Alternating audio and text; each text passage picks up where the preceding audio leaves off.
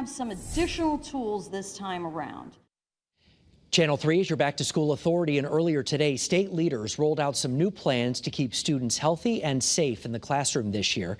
Channel 3 Eyewitness News reporter Aaron Edwards is joining us live right now in Hartford with some new information for parents before the kids go back. Hi, Aaron. Hey, Mark. Yeah, for the last 2 years, the message to parents and students was that if your kid is feeling bad in any way, they should not come to school. If they have a stuffy nose or cough, they shouldn't come in. But now those guidelines are changing. Being in school is what is going to be most important. Keeping kids in school is the goal for state education and health leaders. And today the state rolled out its guidance on how to keep children healthy and safe in the classroom. That's what this next school year is going to be about, is continuing to learn to live with COVID. It's our partner at this point. We have to figure out what are the right strategies that keep us safe.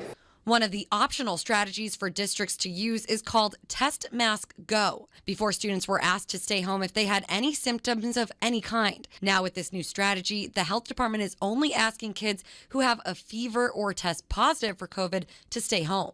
If you have mild respiratory symptoms, we are encouraging schools to consider the policy of testing your child.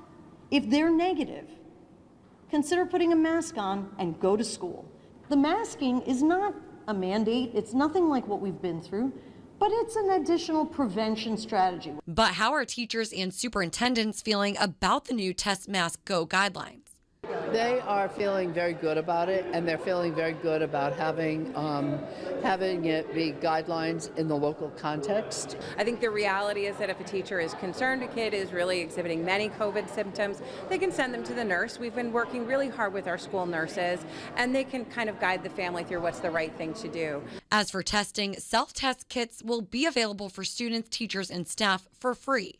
The state has ordered 2.5 million kits for schools across the state. The access to the test kits and the access to masks are really critical in terms of deploying this strategy successfully. Now, the public health commissioner also said this is the first year that all school-age children are eligible for the COVID vaccine, and there will be vaccine clinics offered for all districts in the state. We're live in Hartford. Aaron Edwards, Channel 3 Eyewitness News. All right.